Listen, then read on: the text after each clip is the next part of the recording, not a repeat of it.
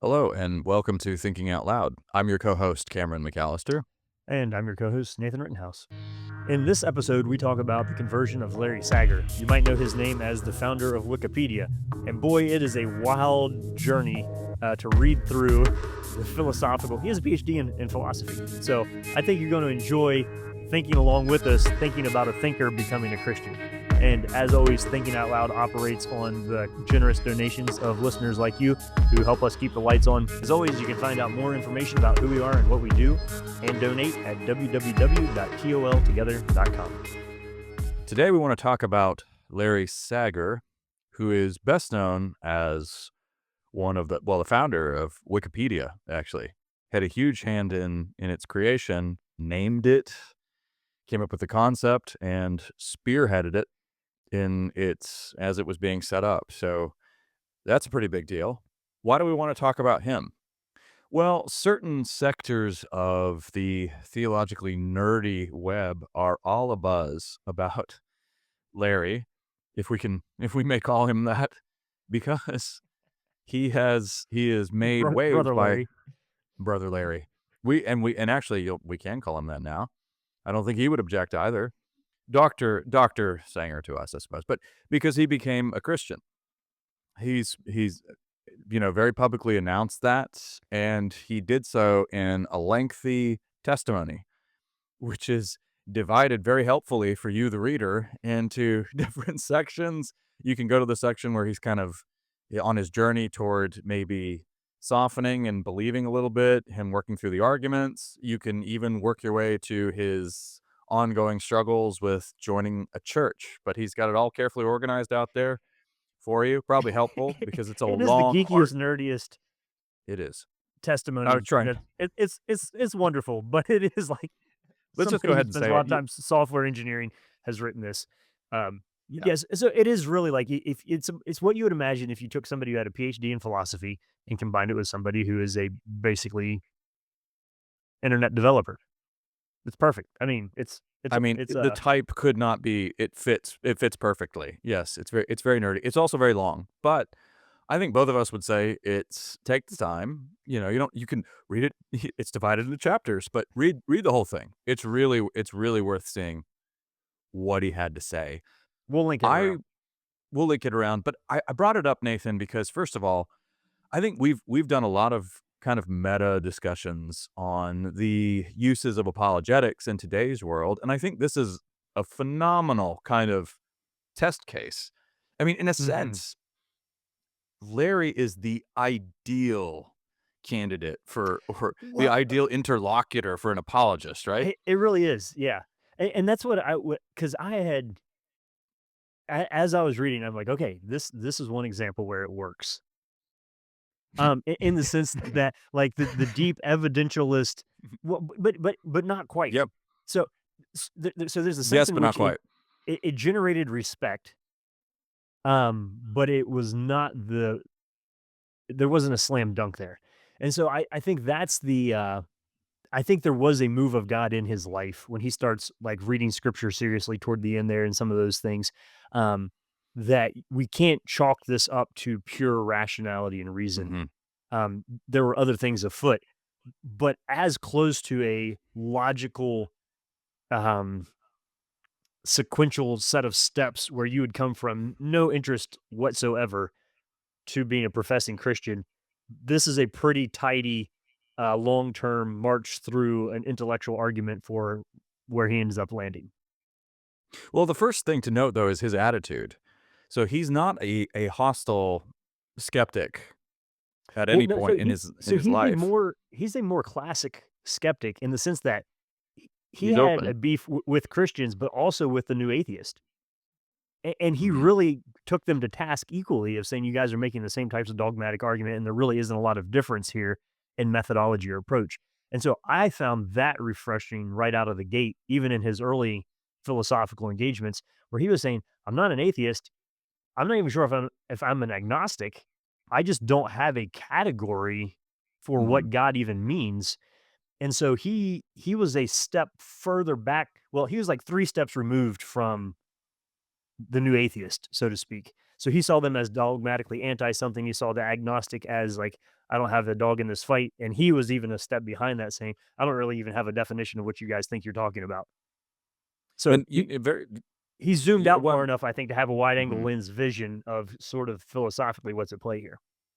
And very honest. I mean, I think he for a while his answer was, "I don't know what anybody means by God." He would say that for a while, and I think that's actually a refreshing thing to say, and that might sound a little bit cavalier or sort of even sarcastic to some or trite, but it's not, because here's the thing. When the new atheists, for instance, were at the height of their popularity, they would be making arguments that say they I'm gonna give you 2 typical examples, and these are so bad, they're such straw men. This is the reason that they put off a lot of serious skeptics were put off by their antics, because these were clearly straw men and very sloppy, but they would say, "It's not that I don't believe in God, I just believe in one God less." Or, the whole mic drop, "Who made God?" Now these are so bad, but I it's have almost 8-year-olds that can answer that question in my house. That's not a correct. deep philosophical. And I'll tell you, and let me tell you why. Because it's almost unfair, but David Bentley Hart, when he wrote The Experience of God, has an opening section where he talks a whole lot. I mean, somewhat I think to the tune of 70 to 100 pages about how important it is to establish a real definition of God. Because he says basically, if you're saying I believe in just one God less, I don't believe in Zeus or Artemis either, you've demonstrated a complete category mistake. You don't even understand what Christians mean by God. We're not talking about a demigod. We're not talking about one really great being among lesser beings. We're not talking about something that's tantamount to a superhero in a Marvel movie. We are Mhm. talking about the unconditioned condition of all other conditions, or the wellspring of all that is. The one self sufficient being that can answer from a burning bush, I am that I am. So if you're operating with that definition, that statement just collapses, as does who made God. Well, if we're talking about a being that says I am that I am, made doesn't enter into the equation at all. Any Well, yeah, made so let's God put would be let's called an put it idol. simply. If the thing has been made, it is not a god. Right. So the question, "Who made God?" is ridiculous. Like, It just demonstrates a lack of understanding when it comes to the key term. So all that to say, Sanger is he's actually saying something from an elementary standpoint is quite profound when he says, "I don't know what you mean by God," because in a lot of these debates, the word God was being used in completely different senses, and a lot of people they thought, a lot of people would hear their arguments and think, "Well, these are devastating arguments against God," when in fact they were nothing more than well, pretty basic category mistakes. so can I give you a funny story? I had a psychology professor in college who we playfully pushed back and forth on each other in religious concepts. But one time I said to him, I said, "Just so you know, I don't believe in the God you don't believe in either." Yeah. And he's like, "Ooh, that's interesting." I was like, "Yeah, the God that you're arguing about is not the God, or in the definitions you're using, that's not what I believe in." And so I think that was a little moment of inspiration there. But I think as Christians, we need to be able to say, the God that you don't believe in, I don't believe in either, if you're defining God in that way. And I think it's important to just state here, for the record, that the reason on the one hand, Nathan and I maybe sound a little bit dismissive right here when it comes to some of these arguments. But here's the serious side.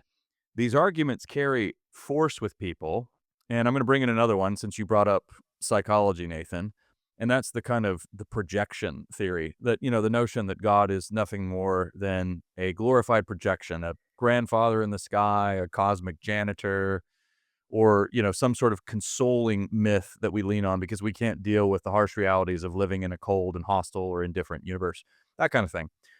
The reason that those carry some force is because we are, as scripture describes us, and as many incisive theologians have pointed out over the years, we are prone to making idols. We are Ah, prone to mhm. worshiping idols.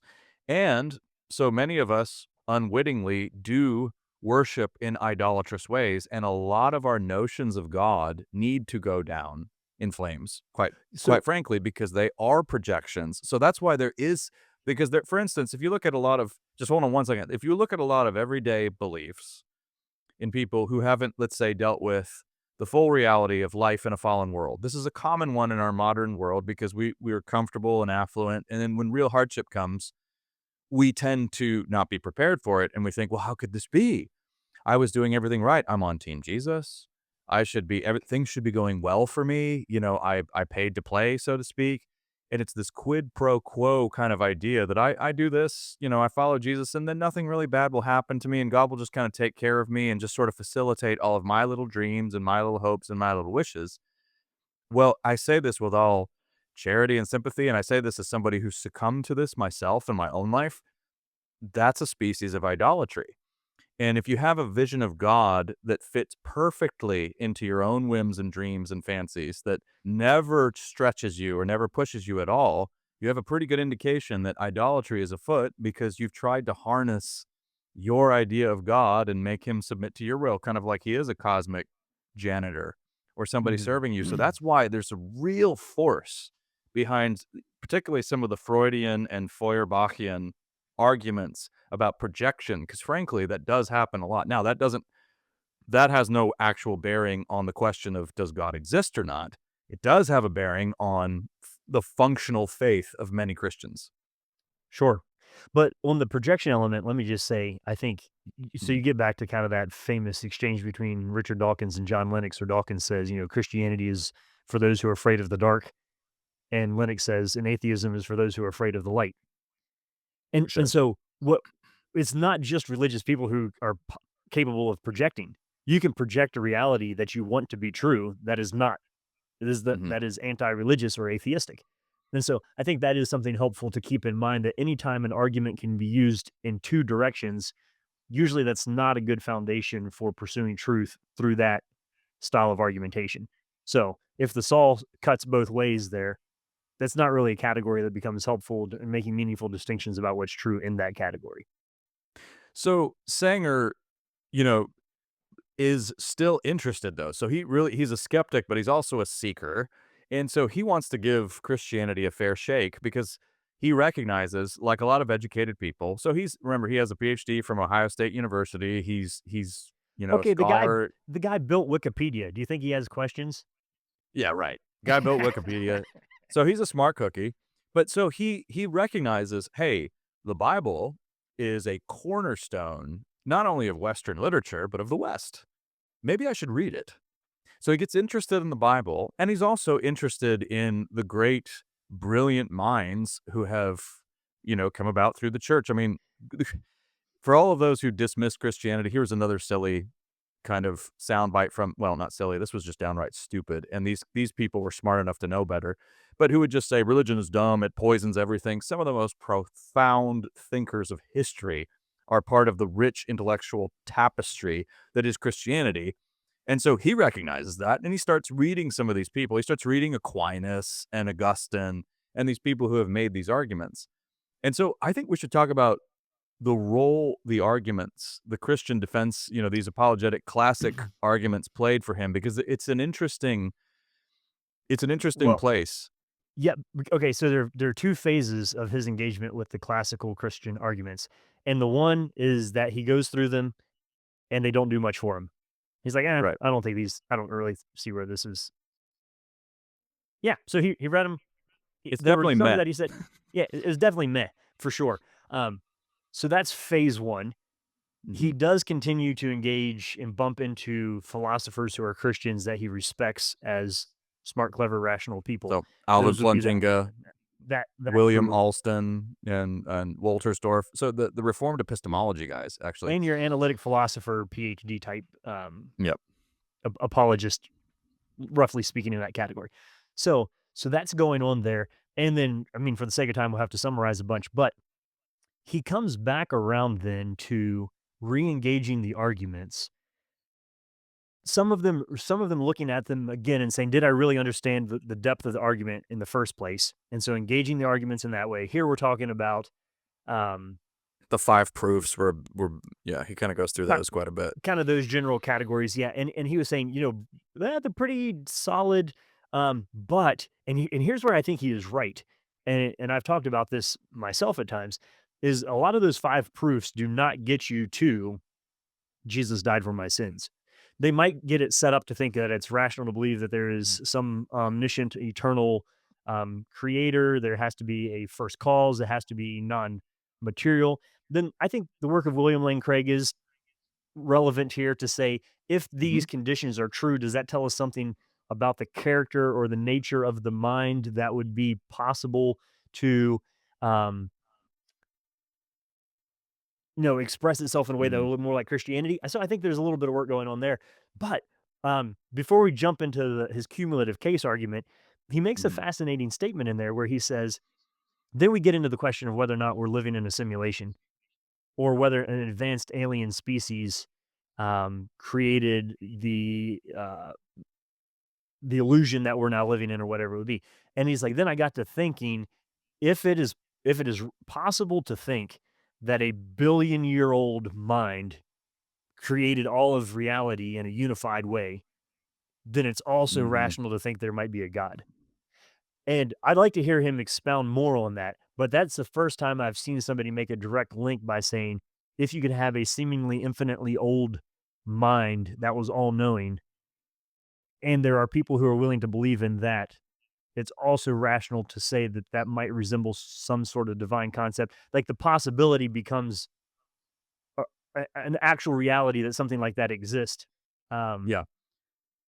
Can I make a few Say more comments on about that? how that part of the argument struck you. Y- Yes. Well, you're so right to point that out, and that's a very incisive comment, Nathan, because the first of all, he has again the intellectual honesty to say, all right, if it doesn't strain credibility for you to at least theoretically posit that there was some extraterrestrial mastermind that instantiated everything that we know and all of our awareness, why is it so much more of a stretch or a strain on credibility to say God did it? And there is a rich field of work. Now, the reason this is fresh on my mind is because my co-author Phil Talon is working on a chapter in our horror book, and he had to delve into a little bit of this because he's talking about kind of science fiction and horror. But there's a whole focus from a lot of theologians and skeptics on aliens and Mhm. UFO mythology and all of that. And a lot of good thinkers have pointed out this becomes for people a substitute for religious thinking. Oh, They focus the their sort of yeah. and the whole I mean, and you have physicists who are coming out now saying the entire conversation around the multiverse is a way for atheists to do religious Mhm. exploration. 'Cause Yeah, there's and no but physical there's no scientific or physical evidence that it exists whatsoever, and it's in this entire I mean, it's billions of pure dollars spent speculation. in pure speculation on search for extraterrestrial intelligence and the whole, Mhm. um Mhm. so yeah, The anyways, SETI I interrupted project. you, but yeah. No, but you're right. But that's and a movie, by the way, if you want a popular film that captures this really well, the movie Contact, which some of you have probably seen with Jodie Foster and Matthew McConaughey. I can't remember what year that came out. It's a really good film.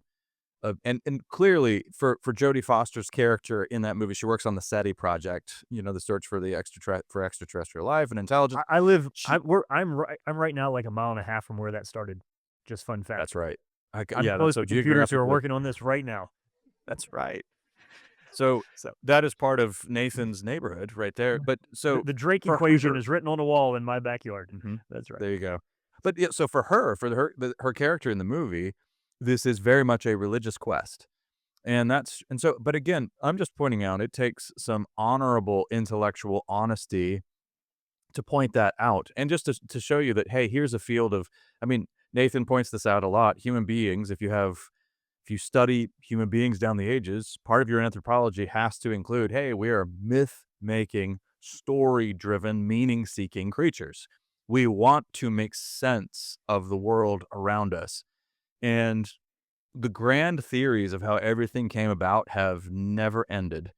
And if you look at, yeah, so extraterrestrials provide rich terrain simulation theory. I mean, it's helpful. It sounds very cutting edge on the one hand, but it's more helpful just to understand that as a continuation of a constant human drive and impulse to make Mhm. sense of our world and our Well, surroundings, I I taking think into that account current technology and, yeah, developments in the scientific fields, for sure. is the actual term etiology, somebody should look that up, where you're looking for explanative reasons for the existence of all things. So you see this deeply in like Ovid or something where like this god was trying to chase this goddess and she didn't want to be Mhm. raped, so she turned herself into an oak Yep. tree, and that's why this tree is like this.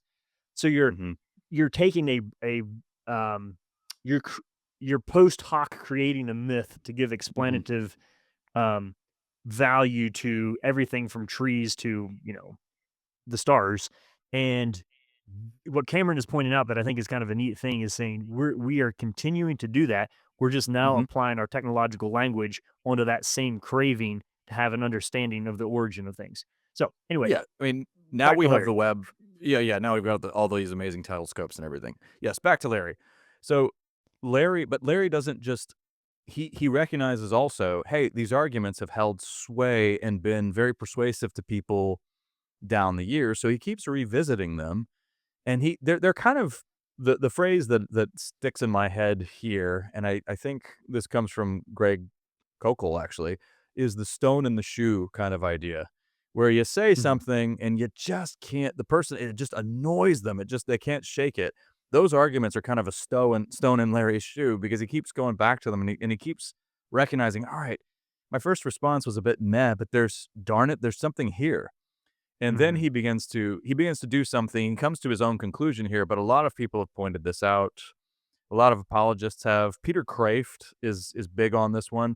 He'll say that individually, each of these constitute small you can think of them as little clues.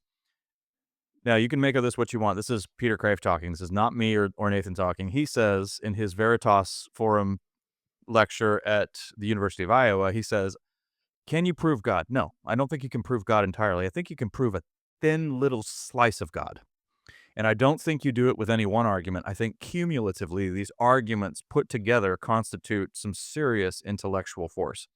And that's really where Larry ends up on the cumulative piece. He begins to say, no, taken together, these arguments really are something. There's something here. mhm. And we need to give some popular level credit to Tim Keller here, I think in his book Reasons for God, Hmm. that he Yes. uses the phrase that these arguments are pointers but not proofs.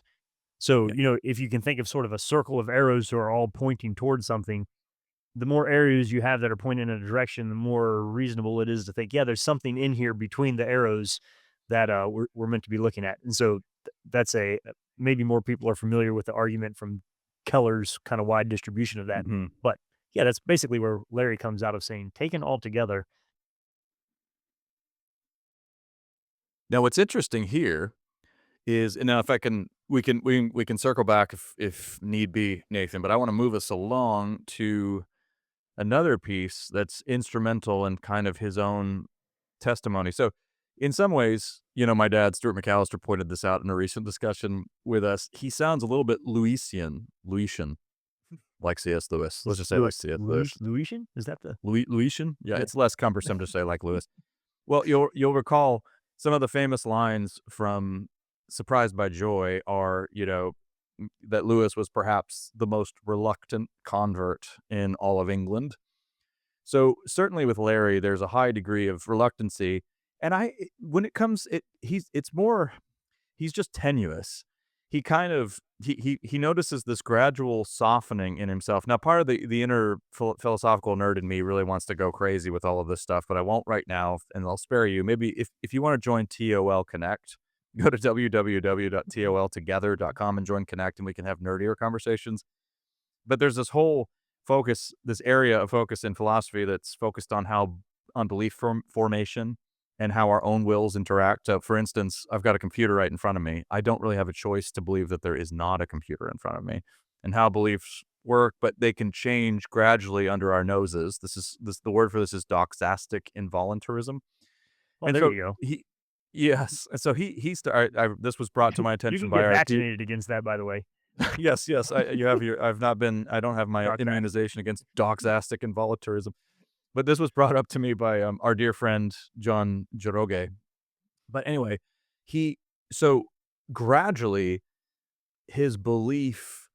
his resistance to Christianity is softening under his nose, and he's kind of aware of it, but kind of not. But it's sort of so he knows it internally before he's willing to admit it out loud, so to speak. And it really begins with him. And I think we have to just stop here and say he's not a typical. There is such a thing I would say as a typical convert, and he is not one of them.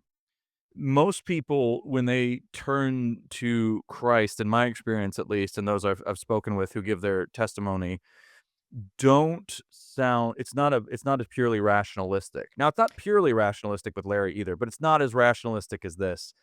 The other person I can think of who fits this description a little bit is David, the apologist David Wood, whose Mhm. testimony involves a very rational, almost purely rational. And this is partly So based on his own psychology, but yeah, so he's gradually giving way before he can admit it out loud. But the interesting part, Nathan, is that he doesn't struggle with, say, the incarnation, or he goes through all of the Trinity. He says the Trinity is tough, but it makes theological sense to him. But it's really learning to understand his own sinfulness. I need okay, to recognize myself as a sinner. Yeah, so that was a what really interesting part to okay, me. so I'm glad you brought that up because that's where I wanted to go next. Um, Okay. so I think there yes and no to your statement that there isn't such a thing as a typical convert. Um, Hmm.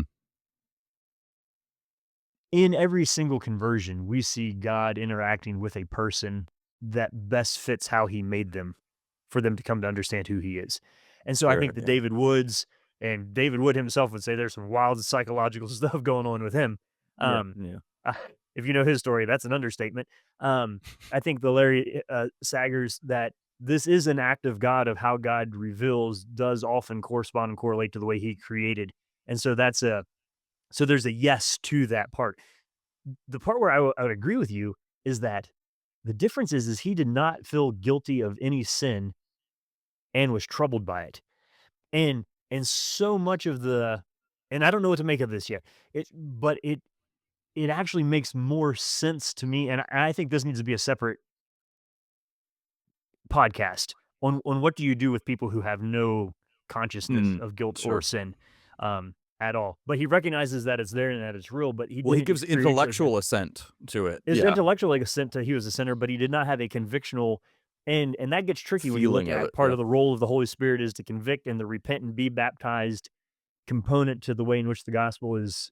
So I would say his meandering into this is atypical in that sense. And I think some of that will come as he um, Mhm. awakens more maybe to the fullness of what it is that he like in a whole body response to where his mind is going on this. I think some of Yeah. that'll come. But yeah, that stood out to me as a um like this is not normal Mhm. in religious history, but I think it's becoming more normal in the time in which we live. That if you're You're right. coming That from no concept of what a God even is, to think of yes. your life has been filled with sin and violating the standards of a God that you don't know what even the definition of God is, you can see We how there need to might be a do little hitch in the giddy up. we need to do a podcast, you're right, on sin and awareness of sin. So let's just bookmark that. But just a few sound bites on that for right now. In times past, say the Middle Ages, I think it's pretty obvious that human wretchedness was pretty unavoidable. You I mean, just misery was everywhere. You had a very short lifespan. You had a lot of suffering, a lot of physical pain. One figure I've heard is that the average person in the Middle Ages experienced more physical pain, I think, in 6 months than most of us will in a lifetime. So, people understood human wretchedness, human neediness, and vulnerability. In our we have I don't think we can appreciate the concentrated campaign against seeing yourself as a sinner that has existed for a long time in the modern world, and how much it's eradicated in our current culture. I mean, so much of the air we breathe is fixated on prioritizing yourself, prioritizing your own needs, and seeing any kind of guilt or any sense of conviction as If you are the measure of psychologically. all things, you'll never miss the mark. Yes, and so if you well, and even so if you experience some conviction or if you feel bad about something you've done, it's often just basically intimated to all of us that, well, that's psychologically harmful that you feel that way. And you're just trying to prioritize yourself, and you need to don't let others make you feel that way either. Cut them out of your life. So just to again, that needs to be an entire separate podcast, but just pointing out that it makes sense to me that the plausibility structure of today militates against understanding ourselves as sinners. So but that's a unique thing because it used to be Hmm. basically conversion 101. Oh my gosh, I'm dead in my trespasses. God, I need your help. I can't save myself. And now that one is more sort of, okay, I can give intellectual assent to that. I don't feel it quite yet. That seems somewhat unique. Hmm. So, Hmm. and yeah, so it's just worth saying that. The last part though here I want to just put you on the spot, Nathan. Feel free to turn this back around on me again. How do you feel about his stance on church? So he's not going to church yet. He's checking some churches out in particular, or he's online researching, but his deal is that he wants to be sort of doctrinally settled before he becomes a full-fledged member of a church because he doesn't want to disrupt the faith of anybody else. He doesn't want to undermine the authority of the church leadership, which all sounds really laudable. So he's waiting to join a church until he's settled on those matters. When I read that, I thought, I really want to know what Nathan thinks about this. So I think there is wisdom on not joining a church as like a member until you're theologically settled in some categories. I would make a distinction between that and attending church and having fellowship with other Christians. Now, he is reading scripture with other Christians and doing a deep dive in that. So he is forming some Christian community in that sense. Here's what I would say he will find to be, and we all, I think, we're living in a time in which I heard somebody recently describe their conversion to a different denomination as this church is a total package. And I thought, oh, that's Mm, an interesting phrase. So they're saying total package in the sense that this vision of Christian expression touches every category of my life. It gives mm, me a whole world of meaning in all of the areas of how I live. Um, that and this person was like, in fact, I should see if I get him to be on the show, but like valedictorian of a well-named university, very intellectually mhm, robust, but still looking for a way in which his faith would touch every aspect and element of his and his family's life. And so I think that's where Larry will naturally go here, mhm. is leaning into something that once you kind of get that intellectual framework, then he's going to have to. So I mean, if you read this thing, it is agonizing to go through it. I mean, it is tedious. Yep. So he's done that intellectual heavy lifting to get to. But here's what I And would say, Kim. well, remember, he's also writing a book. Don't forget, God He's writing exists, like and a 500-page it's book or something. 530 pages and counting. So anyway, Yeah. yeah, So he's so thorough. he's he's doing that, but in your intellectual pursuit of your faith, your intellectual conclusions are starting points for living, not conclusions to the faith. And so he is getting up to the point where he is now going to start to think about, okay, and how does this then manifest and express itself in my life? And so that's where we want to be careful with. Apologetics doesn't get us to treating our spouses like Christ. It can get us Sure. into the category like so the intellectual work of the faith gets us up to the starting line of the race, It's if very not the end of the preliminary. race. It's Yeah. very preliminary. And so on this, you're like, good night. This guy overdefined everything just to get up to the Yeah. and for him now it's like, I had a friend who she's like, I really needed to read NT Wright, 700 pages on the resurrection of the Son of Yep. God before I was ready to say Mhm. intellectually, like, okay, I can see the platform here for rational belief in the resurrection. But here's the And then she here's the went and got married and joined a church and had kids and a family and yeah. So I would so that's my I'm not trying to dodge the question of what I think about it, other than to say I think he's just now getting up to the starting line. And I think he knows that. yeah. And I hope he recognizes that too. So that actually is my answer, is that everything he's Okay. done is Yeah. great, but it's not near the depth to which like Jesus didn't say, come know intellectual things about me. He said, come follow me. Well, here's the And thing, Nathan, that you alluded to this earlier, and I think this is, that you have to use humbling language, which shows you how unbelievably beautiful the love of our Lord is. He stoops to meet us in our needs. or the more rich, the more rich theological language would be he condescends.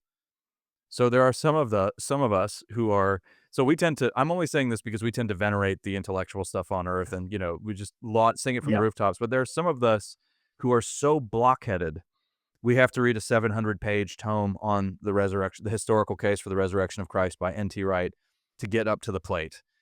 And the beauty of this is that the Lord, in his extravagant grace and mercy, stoops to meet us there and welcome us in. And that's that's just mind-blowing and beautiful.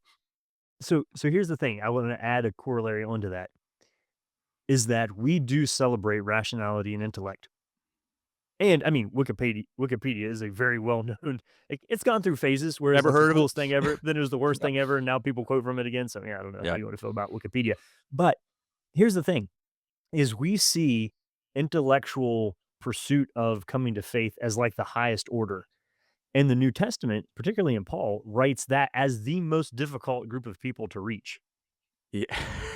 And so Yep. I would submit to you, Cameron, that when Yep. somebody like a Larry Sager comes to faith, it is not because of pure reason, it's because of a miracle of God Yeah. in the mind of somebody who's built like that. So let's not act like this person just pulled themselves up by their intellectual bootstraps and became a Christian, Yep. because that does not fit with any theology or anthropology or biblical understanding of way in which we see people come to faith.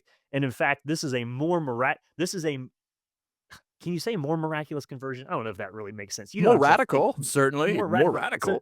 but I'm saying it is a deeper manifestation of the graciousness and the persistence of God than I think Yeah. some of the things that we consider to be quote norm. And so it's to be I think intellectual pursuit of the faith is to be celebrated but not idolized. I would Because this agree is a work of God. 100%. That's great. Yeah, and I think you could also, I mean, all sorts of other phrases. I mean, this is, people often misuse "the Lord works in mysterious ways." Here's one example: the Lord works in mysterious ways, so that even Yeah.